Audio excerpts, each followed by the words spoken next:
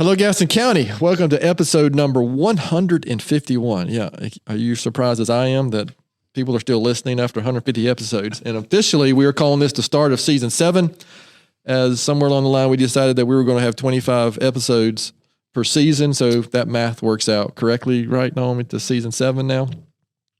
And it's been 2 months maybe or so since we released an episode. We took a little break, but again, we are still Gaston's Great, a podcast highlighting some of the great things happening in and around Gaston County. I'm your host, Stephen Long. We are again coming to you from the worldwide headquarters of GSM Services here, right here in downtown Gastonia. However, we are going to shift gears slightly for this episode and some of the episodes going forward, as we're going to be highlighting maybe some more individuals instead of just community organizations who are involved in our community. Discussing some leadership stuff, discussing some business stuff, discussing some community involvement. Again, we'll still highlight some organizations as they come along, but after 150 episodes, we've talked to most of the organizations who were actually willing to come talk to us. But today, I'm very happy to have Dr. Brian Wysong with us today. Brian, I have a connection through Rotary and some community and have children the same age, so we've known each other for a while. So, Brian, it's great to have you on, and welcome to the podcast. Appreciate it.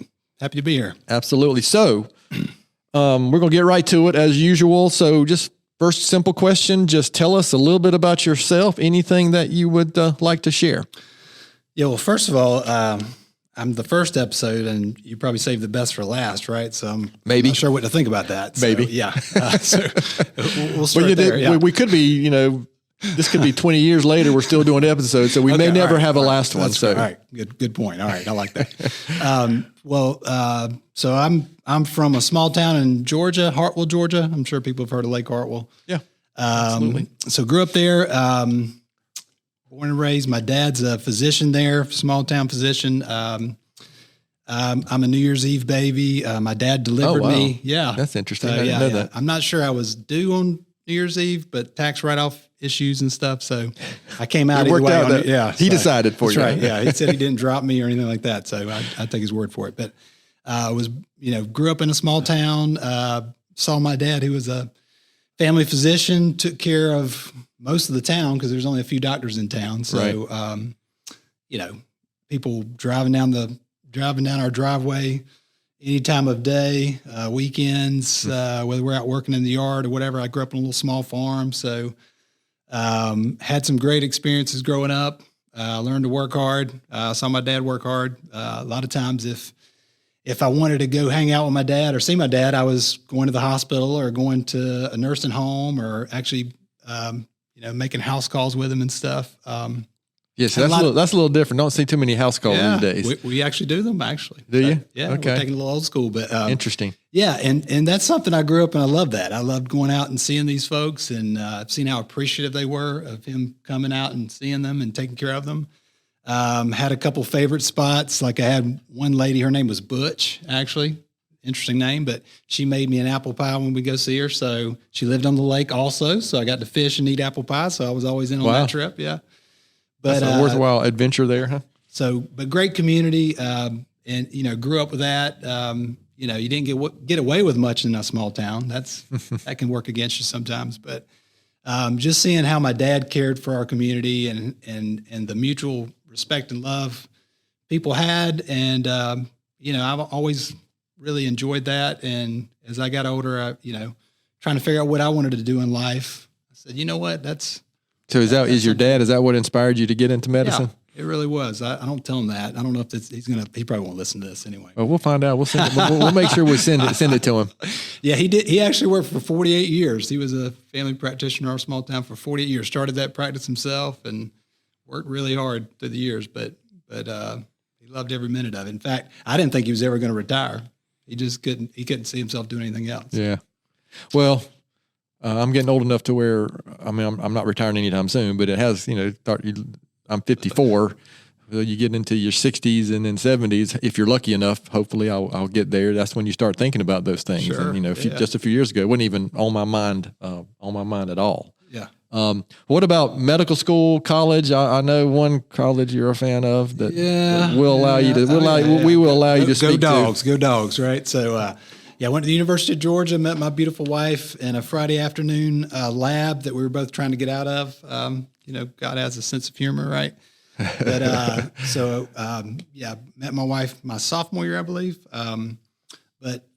University of Georgia, majored in microbiology, knew I didn't want to work in a lab and had to go to med school. So, went to Medical College of Georgia. And then after Medical College of Georgia, I trained in Spartanburg at Spartanburg Regional for 3 years. Okay. Not far from here at all. No, super busy hospital. When I was looking at residencies, I said, you know what? The last thing I want to be is incompetent when I get out of residency. I want to be able to do anything and everything. And so I picked the busiest hospital I could find where I could get the most hands-on experience I could get. And Spartanburg was definitely that. Sparkle City. So we lived there for 3 years, had a great 3 years. And then actually from there went to South Point Family Practice in Belmont. So that was my first job out of residency. Okay. So moved up to G-Town. Oh, wow. So what time frame was that? 2006. 2006. All right. So almost 20 years here. So that's long enough. We consider you we consider you a local. That's right. Okay. Well, I consider myself a local at this point. It also depends. You came north to get here too. That also helps. Yeah. Well, it's always funny when I try to explain to a patient why they shouldn't drink sweet tea. It should be unsweet. They're like, "What are you from the north or something?" I'm like, "Actually, I'm from south of here. Let's just go ahead and talk about that." Yeah, we won't talk about that. And Sundrop. Actually, Sundrop is a G-Town thing, Gastonia thing. You know what? I grew up on Sundrop, but I haven't had a Sundrop in probably 25 years for lots of different reasons. Yeah. That is almost a whole year, Naomi. I appreciate you reminding me that I'm, as you do every week, that I'm old enough to be your father. Wow. This is Livermush and Sundrop country. That is a very much Gastonia thing. That's great. Well, is that job security for the medical? That's true. For the medical industry here locally. Yes. So, all right. So you shared a lot there, but I'm sure there's a lot of details that you didn't leave out. I mean, you kind of didn't get to. So, can you tell me let's just stay with your career in medicine for just a minute or two. What have you seen medicine change, and then kind of get into your journey to kind of where you maybe where you are today? Yeah. So, I mean, the reality is, and I tell people this about physicians, you've been in school forever. And so, when we get out of residency programs and I did a 3-year residency. Some people do 9 or 10-year residency. Some people do fellowships on top of that. So we're talking about, these are guys later in life, they're just now getting a job, like really actually making some money. So, you have debt and you have kids typically or families at that point. So it's like, okay, I need to get a job, right? And anybody that's your support system's like, dude, you need to get a job, right? So, when we moved, and I looked at different areas of where I wanted to practice. And for me, it was about finding some balance because my dad worked 7 days a week. And I loved what he did, but, there's got to be a balance in life. He missed a lot of my ball games and things like that growing up. He did what he could to be there. But the reality is, I kind of wanted to be more involved with my kids. And so, the practice, it was actually a private practice. South Point Family Practice was private when I got there. Within 6 months, they there were some new Stark laws that came about. They had an affiliation with Navant, which was at the time was Presbyterian, where Presbyterian was helping them manage their office and helping them with the business perspective of the practice, whereas the guys that worked there, they were busy taking care of patients. And these guys, what I loved about the practice was that their philosophy was, hey, we put patients first. If a patient needs something, we meet them at the office. We go to their houses. They were going to the hospital still. We were doing hospital rounds at the time, which was in Charlotte. But it was, hey, you put the patient first. If you do that, everything falls into place. Like, you're going to be busy. And we try to tell, we've told hospital systems that, marketing, teams that, and stuff like, listen, we don't need a billboard. You take great care of patients, word of mouth will blow you up. And frankly, that's the same in our business as well. Right. Exactly. So, so I came into a practice where a couple of providers had left, moved to different areas of the country. And so I had a lot of patients were in need of a provider. And so I stepped in and, and I grew up in a very similar type town and, small town and stuff. So people love that. And we got along real well. And I like to cut up and have a good time, but, take care of patients. So, and I've always been a hard worker. So I came in running and, and ran hard. So, but the philosophy was, hey, you take care of people and, and put them first, which, is a belief I have as a Christian too. But, at the time we were going to the hospital, that changed. It got to where you actually lost money by going to the hospital. And so I would get up at 4:00 in the morning to get into Charlotte, which that got worse and worse through the years. So it got to where we said, you know what, we need to stop going to the hospital. And they started coming up with hospitalists. That was a new thing a couple years into it. So you see us start getting out of the hospital saying, okay, we're much better off staying in our offices, not going to the hospitals. And they have hospitalists now. And so you see us kind of getting out of that part of medicine, which good and bad. It put a lot of extra work on us, but it's kind of nice having that continuity of care and knowing your patients and being able to take care of them, in or out of the office. So I kind of started seeing that. And then getting back to the Stark laws, we were basically told by a Presbyterian, listen, these new laws have come about. You either have to go totally private or totally under the hospital system. You can't go in between because they consider that like a kickback. Like it's like you're incentivized to send referrals to that particular hospital system, even though we didn't do that. It didn't matter, but that's kind of where the laws were. Okay. So, maybe good intent, but once again, it drives us one way or the other. So actually there's always some unintended consequences or anything like that. Sure. Probably. Yeah. So at the time, Caramont was really wanting to acquire South Point Family Practice, and Wayne Shovelin was the CEO at the time. I knew Wayne pretty well. He's a nice guy. Too. Yep. So Wayne and I got to know Wayne really well when I moved here. But Wayne and those guys said, hey, we want you guys to be our model practice. We're going to help you guys thrive. We'll help you add services. We'll stay back and let you run your own business, run your practice the way you do it, because you guys are successful and take great care of patients. You have a great reputation. So, for years, that was kind of the way we went. Most people didn't know that we were even affiliated with Caramont for years because we were South Point Family Practice and nothing changed. We ran our practice the way we wanted to. As years went on, things changed. Wayne retired. We had new CEOs coming in, and medicine changed. And it kind of got to be where everybody wanted to do things the same. They wanted to centralize phone systems. They wanted everybody to be on the same medical record systems, things like that, which can have some benefits. The problem is they have to be done, appropriately. And we found ourselves where patients were complaining they couldn't get somebody on the phone, they couldn't get appointments. They were frustrated. Labs and things like that were, there was a lot of things happening, billing, coding, things like that were changing behind the scenes. And so we were getting frustrated, and we try to come in and say, listen, what's wrong with the phone system? Like, this is important. Like, patients need to be able to communicate and make appointments, and, and not putting the blame on certain people, but it's just, we couldn't get anything done. It got to be where it was so much bureaucracy and so many hoops to jump through that literally we were confined to, you see the patient, be quiet, and we're gonna manage the rest of it. And some things happened, and it got to be just a volume deal. Like, we were just coming in and running that rat race and trying to get patients in and out, and it just wasn't the same.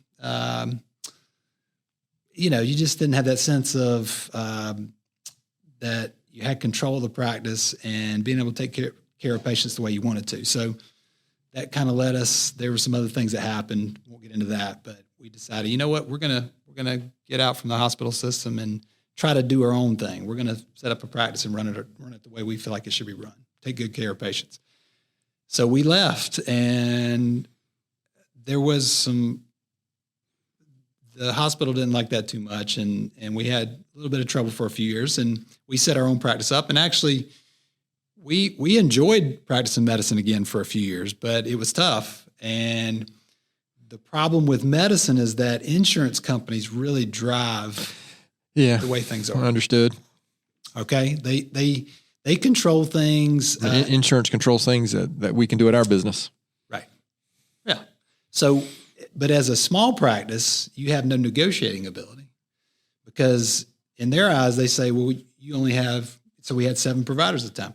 Well, you only have 7 providers. You should be privileged. You should be thankful that our patients are able to see you. So we're gonna give you certain contracts that are not very good. So if you have bad contracts, then the way you make up that production or that money coming in to pay your bills, pay your staff, do all this stuff is you have to see more patients, right? So it becomes very much a volume business. Right. So it's always a volume business when you're under that model, but it becomes more so, when you're a small group. That's why you don't see a lot of small practices anymore. They can't survive.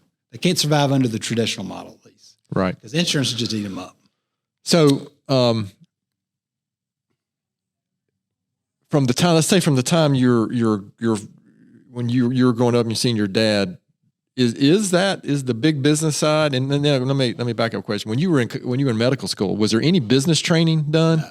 Well, see, I came out of engineering school, right? Sure. No business training. Yeah, right. And I wasn't smart enough to go take some business classes because I'm going to get out and do my thing. Right. So I had to learn all the business side from the industry or the please don't fail too badly that you can't get out of it business side. So I think I already knew the answer to that question, but I think sometimes people think that engineer, you come out to run and you end up running your own business, and you had some professional training, college education along the way, and maybe you did, but most of the time you don't on the business side. Because I'm pretty good at HVAC and engineering, but the business side I had to learn the hard way.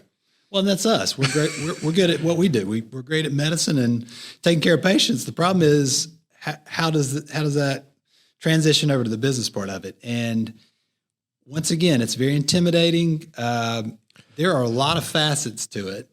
There's a lot of negotiating of contracts if you're going to play the game, the insurance game. But then you have to have a staff that also does all this work. There's a lot of denials.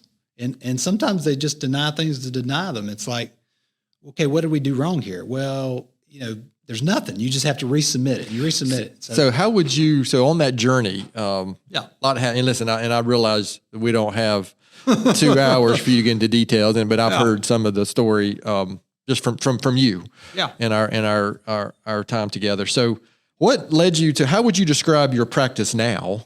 Okay, and is that a trend that you're seeing more across the country or in the world or whatever? And because I know that there are some people that just aren't familiar with what's the short version of how you describe that? All right, so I'll tell you kind of how I got here. And to your point, as far as no business experience, I had a lot of business. I had some business experience at South Point because we got to run our own business. So P&Ls, things like that, I understood. I understood how insurance is negotiated contracts because we got involved some with that. But also saw that it took a big group to really negotiate. Otherwise, they don't negotiate with you. It is what it is. So when we left, we said, okay, we're going to have to deal with this. We're going to have to contend with this. So when we left, we tried to join a bigger private group. But what we found is that they were actually managed by private equity. Didn't know what that was. Private equity is huge in our industry. So they're buying up companies all over the country. They're buying up dental practices. They're buying up medical practices. They're buying up podiatry practices. That's gotten huge. And so, but what I realize a private equity group does is they build value. They have to build this value, and then they sell that entity for a multiplier of that value. And then the next group comes in, and guess what they need to do? Do it again. Right. Same thing in our industry. Matter of fact, most of our local competitors are now owned by private equity. Sure. Sure. Because if you're the owner and you're close to retirement or something like that, yeah, this is a good cash out, right? And they sell it to you. It sounds great. They sold it to us, and man, the guy leading that charge, it sounded like an ideal world. They're going to manage our business. We don't have to do that. We're going to take care of you. You know, you just do what you're good at. You take care of patients. Fantastic. That's what we want to do. But then what I realized, you start looking at finances and where that's going, and that makes you a little queasy and stuff. There's not good medicine for that, you know, when you're in that situation. So we said, all right, we're not doing this anymore. I'm too far along in my career, and I said, you know what, I was working 14-hour days, 5 or 6 hours on my off days, working weekends, vacation days, taking computers with me. It's like you can't keep doing that. And so myself and 2 partners stepped out and said, all right, what do we do now? Do we go just work for a group? Do we just work shift work for a hospital? What do we do? And so when we got out, I said, all right, what's it going to take for us to open a small practice and not have to contend with insurance? And I had friends down in Greenville, Spartanburg. They've been doing what's called direct primary care for about the past 12, 13 years. They started out with cash clinics. And but the guy that started this, he was actually he was a business major at one point, and then later on went back and went to med school and all this stuff. He actually started Grubhub before there was internet. He said if he had internet back then, he'd be sitting on his yacht right now, which he's right, because he started a food delivery service back when he was at Marshall. And so the guy's very business savvy and all that. So he started with a cash clinic and then built it into what's called direct primary care. So what direct primary care is, and most of these go to companies. So like they would come to your company and say, all right, we'll take care of all your employees. You pay us a monthly fee per employee, and that includes all their care. If they need to be seen, they get hurt, they need x-rays, they need labs, they need anything done, they come see us. We take care of them. We're available. We're 24/7 on call. We keep them out of urgent cares. We keep them out of ERs. And there's all kind of data showing that there's a lot of savings there, because you're not getting you're not getting all these inflated prices. You're not getting all this you're not getting all this extra stuff done you don't need. All these labs, these protocol stuff. And so they've been doing this, like I said, they've been very successful. Actually, it's gotten to where now, because of the cost of insurance for businesses and what they're paying in healthcare, they're now talking to some of these brokers to where they set up their catastrophic coverage in different ways and their benefits in different ways than traditional insurance. Saves them a fortune, and then they sign on with these DPCs that take care of all their outpatient needs. And it's a win-win because they get better care. Yeah. And they're still covered on the catastrophic stuff. Yeah. So which is really what my view is, what insurance was originally set up for. Correct. And so these guys, they've been very successful. So I go to them and say, all right, my problem is because I had about 4,000 to 5,000 patients that I took care of, just my patient panel, which is ridiculous. Most busy providers are about 2,500. But I also have a hard time saying no. So people would, hey, can you see grandma, or can you see my dad, or they're moving down here, or my friend needs this. And so you're like, yeah, sure. But after a while that gets out of control. But my partners also had about 2,500 apiece. So between the three of us, we had about 9,000 patients. And we said, okay, we love our community. We love the people we take care of. How do we not leave them out in the cold? How do we still take care of these people? Like, how much does it cost? Like, how much is it for me to run labs? How much is it for me to set them up to do, imaging or whatever if they need it? Because that's the concern. So once I got out and we started looking at how much are labs, well, what we started realizing is that it really doesn't cost that much to take care of people. I was actually shocked. And so then I said, all right, I kind of backed my way into, all right, how much are we going to charge per month to just avoid not worry about insurance, not worry about anything else. They pay their monthly fee and we take care of them, whatever they need. I take skin lesions off. I do injections, whatever they need. Manage their chronic illnesses. We get their labs. And I was kind of surprised, like I said, at how inexpensive that was. In fact, I was sitting out there cleaning my pool thinking, I would pay a pool guy more than somebody would pay me to take care of them. and how's that? That's not right. Wait a minute. I pay a guy to cut my grass. I pay him more than somebody would pay me to take care of their health. And the more I thought about it, I'm like, this is crazy. Like, yeah. So anyway, that's kind of how we ended up where we're at. And I think a lot of it's been educating people. I mean, people that are part of our practice love it. I mean, we literally are available. Well, is it fair to say though that, gosh, something it's going to feel like a dramatic change? It's crazy. And people we're so in tune and used to the way the system works or whatever, that it's hard for people to grasp. It is also, am I right that the common phrase used is concierge medicine? Is that a word that people may have heard? Well, and that's the thing. They say, all right, they're concierge. We can't afford that. That's what I get all the time. In fact, fair enough. Yeah, that's a word that seems. Sure. Yeah. And so we actually, at first, we said they got concierge service, and I said, all right, take concierge out of everything, because that's fair. For normal people, they're like, whoa. Language does matter. Yeah, because if I go to take a cruise, I'm not paying for concierge. So I understand that. But there's a difference. Concierge is where you pay a monthly fee. That's only to be included in their patient panel. Okay. So basically, you're paying to be my patient. That does not include any service. Like, you're still going to have your insurance to pay, and you're going to pay copays, you're going to pay deductibles. If you don't have insurance, you'll pay for that visit. So it's like no different than any other practice, other than you're paying a monthly fee on top of it to be part of their practice. Okay. Now, you'll get better care because they're only going to have about 400 patients versus 2,500. Okay. So that's the difference. You get great care, but it's really, to me, it's for people that have money, people that are wealthy. So once again, that's not our patient population. And we said, how do we take care of these people? Like, how do we take care of our blue collar folks? Okay. Yeah. So that's what direct primary care to us was like. This makes a lot of sense. And actually, for most people, it actually saves them money. We find ways to save them a lot of money, especially the chronic health conditions and stuff. Right.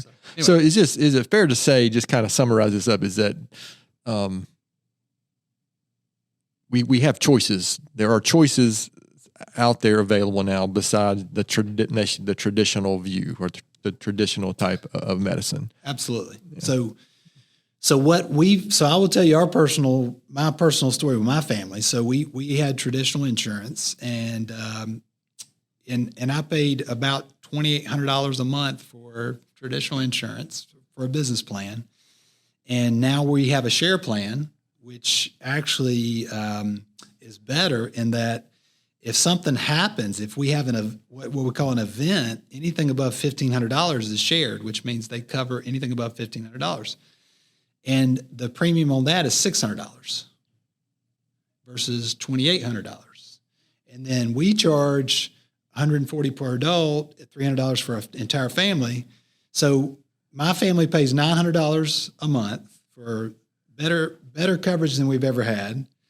And we're saving almost $24,000, $23,000 per year in premiums, which happened this past year. Like, I literally saved personally in my business. You could think of it as a business expense too. So we have 3 partners. So between the 3 of us, our business saved over $70,000 in an expense. And we feel we have better coverage, which we do, if you think about it. All right. That's interesting. So our listeners out there, the point of this wasn't really to talk about, specifically, we just want to talk about how things have changed in the business side. And so I'm going to, so I appreciate you sharing all that, Brian. It's an interesting, for me as a business owner too, with a 260 plus team, individual person team here. It's just, every year we do look at what are the options, because the cost of is getting out of hand. I'll just leave it at that, and we hear that all the time. Because we want to provide the best we can for our coworkers. Absolutely. And so, that's the kind of thing that we were always looking at and analyzing. So again, I appreciate you kind of get into sharing that. And then it's interesting. I'm sure, I wonder what your, dad says about the way medicine has changed and, over the years. So that would be interesting. Well, we talk about it. He loves what we're doing now. In fact, he had always said, don't go work for a hospital system, and I can see pros and cons there, because he was always in a private practice and he struggled some years. Yeah. Some years insurance beat him up, but he said, you know what, I got to do it our way. And we took care of patients and honestly, it's taken us a couple years. Like if we if we had not been out and saved our money, like we're penny pinchers, all three of us. So we had the resources to where we've had a couple years where we're not making money. We're like any other business starting up. Like we're trying to get the business going. And most people can't do that. Like I said, physicians come out of residency in debt and stuff. They just can't afford to do that. They don't know how to do that. So we were able to we've kind of weathered the storm now to where we're on the other side. But I'm able to sit down with a patient for at least 30 minutes. Like I have no less than a 30-minute appointment when I have a patient come in. And they don't get the one visit, or they don't get the one problem visit. Like they come in and like they've always done, they're going to say, I got all these things I want you to look at, or, what about this and that? And we actually have the time to sit down and say, let's go through it. Do you find that most of your patients, are they really engaged in learning and understanding their own health journey, or they rely? My experience is that I think I used to rely a little too much on my doctor's opinion without doing my own research and trying to understand personally. Does that make sense? Well, I think it's the opposite now. Most of the time I have people come in and they'll say they've Googled it. They've listened to a podcast, or they saw something on social media, right? And I tell people, listen, okay, that's my job, is to take all this information and say, is this legitimate? Is this a good study? Is this a bad study? Fair enough. And I tell people, listen, the other thing is I don't argue with success. So there's certain things, supplements that I may say, that's probably gimmicky. They're probably just trying to make some money off that. But you know what? If it's not hurting a patient, and there's certain ones I recommend, but if they feel better on that certain supplement, and I know it's not affecting their bodies in a harmful way, I'm like, yeah, go for it. Listen, just don't spend a bunch of money on that. Like, but let's eat right, let's exercise, let's do the things we know helps. And then, if you want to, whatever this supplement is, let's be careful with that. But where do you see medicine going in the next 20 years? Well, you talked about where's it going. I think, I tell you, you're seeing a lot of burnout. I see a lot of traditional practitioners that are burned out. You've gotten to where now it's being pushed, like a lot of providers are being incentivized to do a lot more Medicare annual wellness visits, which if you look at what that entails, it's me asking people if they're depressed, if they've had any falls, if they're up to date on the vaccine, like just some questionnaire stuff. It does not involve a physical exam. It doesn't involve talking about actual medical problems, making sure those are optimally treated and stuff. We've kind of shifted more towards that's incentivized more than the people taking care of actual medical problems. That's scary to me because now all your acute problems are now being shifted to urgent care in the ER. Like if you call an office, 9 times out of 10, they're going to tell you, I'm sorry, they can't see you today, or can't see you quick enough. You need to go to urgent care. Now, who do we have in the urgent cares now? I mean, they're basically urgent cares are going to find, typically it's going to be a mid-level, and don't get me wrong, there's lots of great mid-levels. But some of those folks are very early in their careers. Some are very poorly trained. And so anybody goes in there, you got a diabetic, hypertensive, history of coronary disease or whatever, and they go in there with any type of medical problem so maybe they have a little chest discomfort or something like that. I mean, and some things are appropriate, but if you go in there with any problem, they're most likely going to get shifted to the ER. So now we've got an urgent care cost, and they probably protocoled them. So there's a $300 bill there, and now we're at the ER, and now we're running up a $3,000 bill. And a lot of times they get all this labs, they get all this imaging, all this stuff done, and they say, well, you're not dying, go follow up your PCP in a week. That happens all the time. So then they come in, in a week, and it's like, wow, you had a lot of stuff done. I wish I'd have known that and gotten to see you, because I would have, sure, we would have avoided all that stuff. Or we could do testing there, but that's kind of where medicine is. We're having to fit patients in. Most places don't fit in, don't squeeze patients in anymore. Like I would always work them in. I'd just skip lunch or whatever, because you want to take care of folks. You don't want them to have to go to the ER. You don't want them to go to the urgent care. Well, I will admit the last time I went for a unscheduled, I do. Listen, I get physical once a year. Yeah. I get blood work once in between because of family history of cholesterol. And so, but last time I went, it was, I saw the PA, my my primary care couldn't see me quick enough for what I felt like I needed to see. And you know what? It turns out I probably could have waited. Right. So that's a good example. So anyway, these are all curious conversations. I'm afraid we could talk about this for 3 hours, and we're not going to allow our listeners to endure that, or me and you endure that. And then Naomi would probably kill us if we talked for 3 hours. She would be putting a stop to it. So if you don't mind, I'm going to just shift gears a little bit. What led you? Obviously, you're embedded in the community. You're raising your children here. Yeah. Our first real connection was at Rotary. Yeah. So what led you to the community side and seeing, just what kind of led you on that journey? Well, honestly, I didn't have time to do that before. Okay. Fair enough. The reality is, my job, and I take care of patients day in and day out, which is unique compared to a lot of other jobs. But I just honestly did not have any more time to do anything like Rotary. There's no way I could make it to a Rotary meeting traditionally. So this job has allowed me to have, more time to do things like that. Like it is more an 8 to 5 job, and I can take phone calls. I meet people at the office if they need something, whatever, but it's not a volume business. That's the difference. Like the way our practice is now, we're not driven by volume. Like I don't need you to come in if you don't need to come in. Right. There's a lot of stuff I can talk to you about. Yeah, but what I really mean with the question is, so you have the time now, but you could have filled that time with something else, is my point. So what lured you, why did you think getting, because Rotary is a service club. That's its mission. And I know I'm sure with your kids being at Gaston County schools, I'm sure you and your wife are involved in some of that as well. Yeah. So what led you to be, led to say, hey, I want to get involved in that in an organization that's serving the community? First and foremost, I'm a Christian and want to serve others. And it used to be filled with serving my patients, and now I have opportunity to have time to do other things. And so I always found Rotary to be great. I've seen what Rotary does, and I once again trying to find other ways to serve and get to know people and get to know more people in the community and stuff like that. So it seemed like a perfect fit to me. I've been fortunate. I've been in Rotary now for 24 years. And so I agree. Somebody asked me to come. They say, I'm the president years later and still involved, and I'm on multiple committees. Like tomorrow, we're recording this on Wednesday, the 16th. Tomorrow, I think I'm doing health and happiness, so I'll get to, I actually feel to annoy people with some of my dad jokes tomorrow. Good, yeah. To that.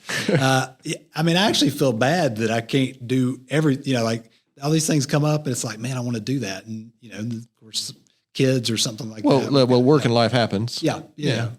But it's been great. Like I got to go help build the beds and stuff. Oh yeah. That's cool. That's a great project. Great, yeah. And what's funny is I get there and I think we have them coming on, don't we? The Heavenly Beds people there, they're scheduled to come on sometime soon. That's very, it's just a great thing to do. So what about things like, you talked a lot about your dad, and I'm the same way. I was never going to do this business, but here I am. Yeah, right.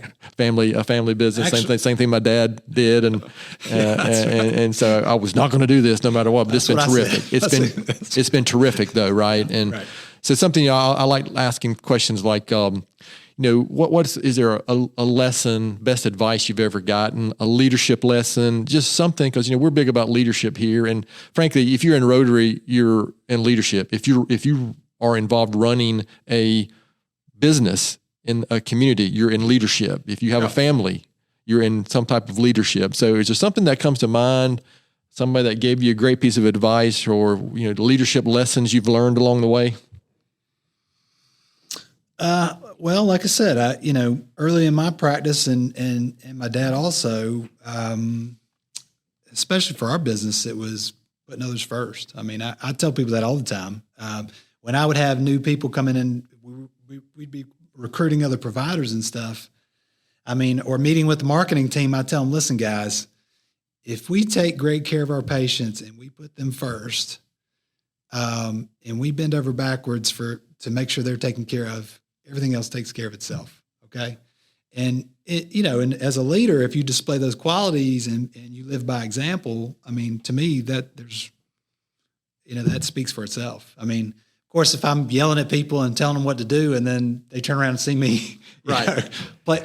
Yeah. And I used to love when patients come in and say, I bet you play a lot of golf, don't you? I'm like, oh yeah, all the time. I was like, yeah, that's, and then they're like, I bet you're driving that Mercedes out there. And so I'm like, no, I got the '06 Tahoe out there. That's, got 150,000 miles. Yeah. I'm like, come on now. That's just. Well, there's that. Well, that's the media TV image, right? Yeah. Of every physician. Actually, this is a pretty funny story. Talking about living, like my thing is live by example, but I remember going to Sam's Club one time and there was this older gentleman who's diabetic and the guy's in there and he's going around hitting all the snacks in Sam's Club, going around and tasting the samples. Samples. Yeah. So I walk up to him and I see him and I kind of put my arm around him and said, "You sure you should be eating that?" And he looked at me and he was just shocked.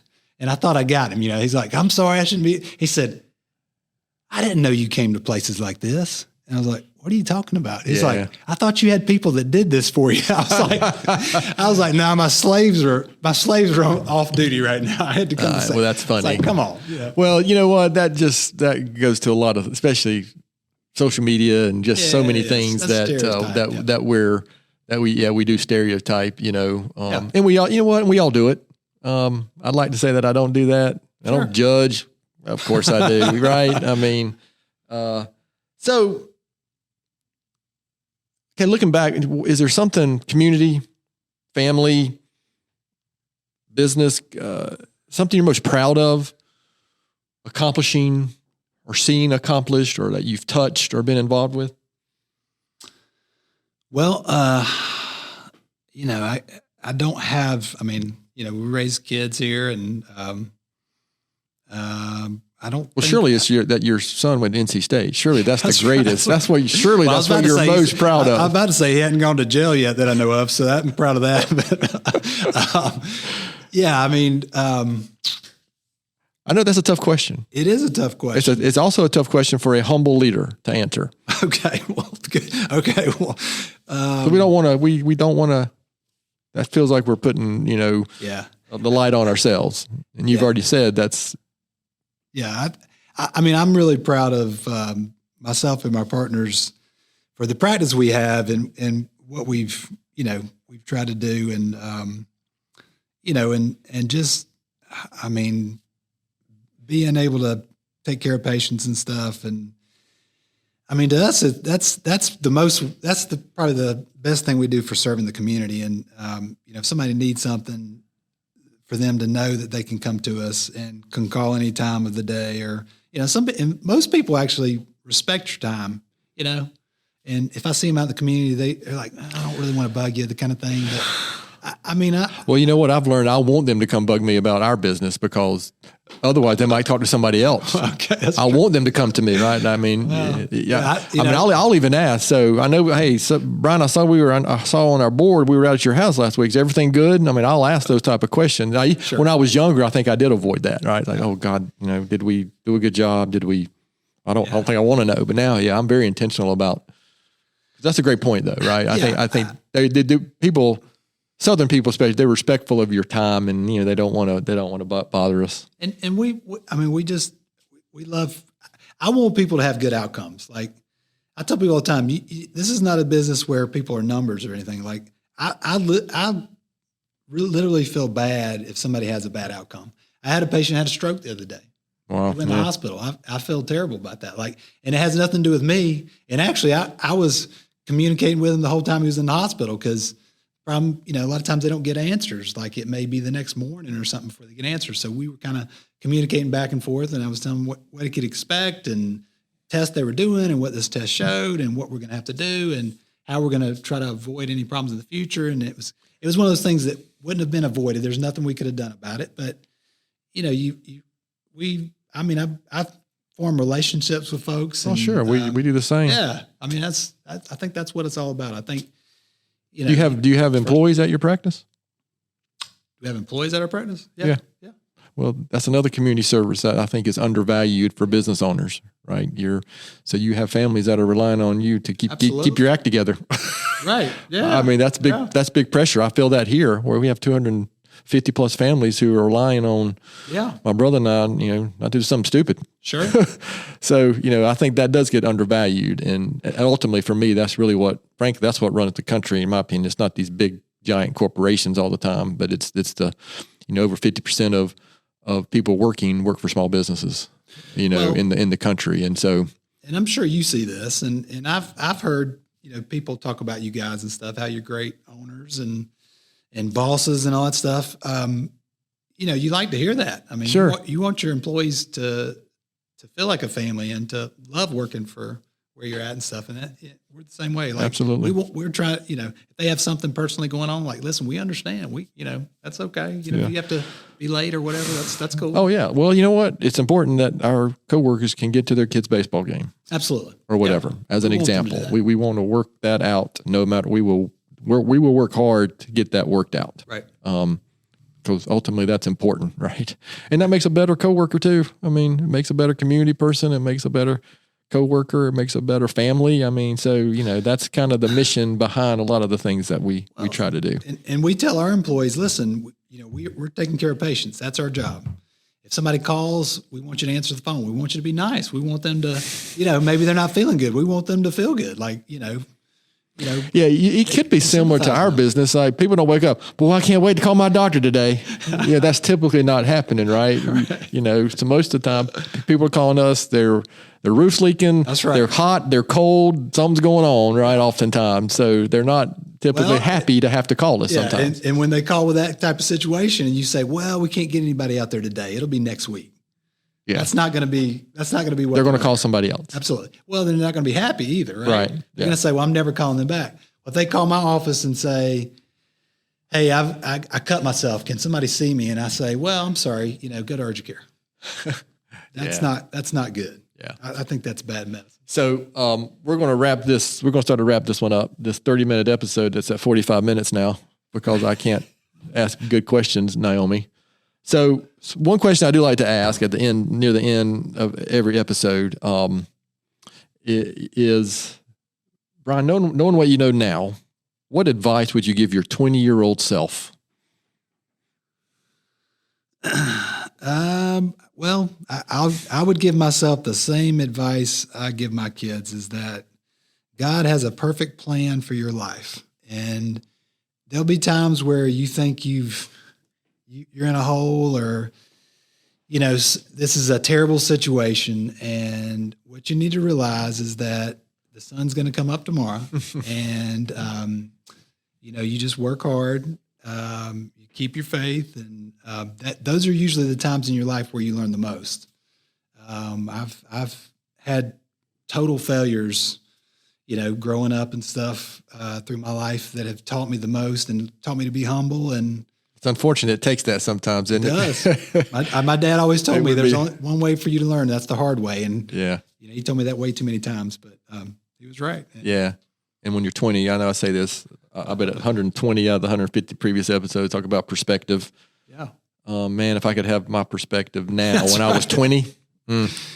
Well, I always like the word wisdom. Yeah. Wisdom comes with time. Correct. And experience. And I'm afraid it takes that, right? I almost, for me, it was impossible for me to have that perspective and wisdom at 20. Sure. I just couldn't. Yeah. All right. So this has been a really great discussion, Brian. So, anything you want to share? Anything about your practice? The name of it? Are you taking new patients? I mean, anybody that takes the time to come talk to us, I want to give you the opportunity to talk about your business or anything, and find you online or anything you'd like to share. Yeah. So it's GastonFamilyPractice.com is our website. I'm always happy to talk with anybody, and even if they're not joining our practice, and it may not be right for everybody. Correct. Absolutely. But I'm always happy to talk about the business of medicine. Like, we have people in our Rotary Club that have found this fascinating, like how this works. And they're not members of our practice at this point, and that's fine. Like, I always love answering questions, and I have people, ask me medical questions. I'm always happy to share knowledge or maybe give them some insight or maybe what they need to do and that kind of stuff. But, we're always happy to meet and talk things through and give them a tour of the practice, explain how this works, explain how they may be able to change their insurance.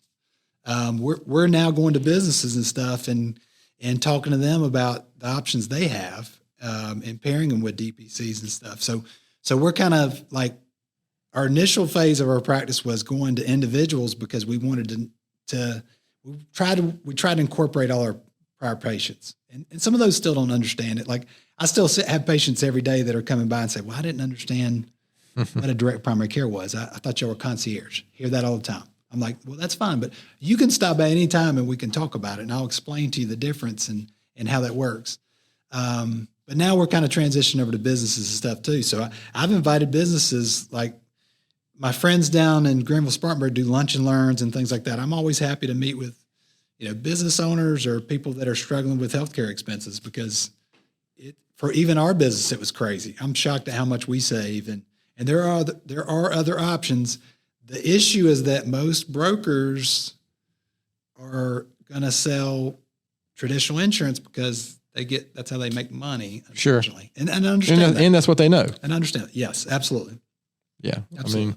I mean, our industry is changing all the time. I mean, we're in the process of another refrigerant change. We went from Freon to what we call R410A. Now it's R32 and R454B. So, I mean, those numbers probably mean nothing to most people, but so it's a total shift in how we have to do things. And right. So it's just interesting. So I'm always about learning and hearing something new and something different. So any last words of wisdom before we close this episode out? No, I appreciate you letting me come. Yeah, that's great. Oh, absolutely. It's always a pleasure to talk to you. So, I'm going to share a quick book recommendation. In the past couple of months, I've read a lot. That's our last episode, but I finished a book by a gentleman named James Rhee. I think I'm pronouncing that right. Rhee, called Red Helicopter. Man, and it is a great read. It's what I would call inspirational business type of book. And also, there's a great TED Talk he has you can find on YouTube or go to TED.com. Again, James Rhee, about his journey helping turn around a business and the why behind it. Again, it's just a great one. I would highly recommend it if you're into that type of reading. So, as always, to our listeners, thanks so much for taking the time to listen to today's episode. And please continue to spread the word if you can about the podcast. And please don't hesitate to contact us here at our email address, which is podcast@gastonsgreat.com. We are always looking for suggestions for future podcast topics and guests, especially anybody who's involved in the community. They run a local business and are also involved in the community. That's really kind of we want to talk about that connection between business and community and leadership. Is kind of really where we're trying to get, because I think we got some great people, not just great organizations, but some great people here in our community who can share a lot of their story. So you can find the podcast and subscribe at the website, gastonsgreat.com, or anywhere you listen to podcasts. And please follow us on all our social media platforms. Thanks again to Brian for being our guest today. Gaston's Great is produced and brought to you by Naomi Hunt and Amy Anderson from GSM Services. I'm your host, Stephen Long. Thanks again for hanging out with us, and please keep coming back to hear more reasons why Gaston's great.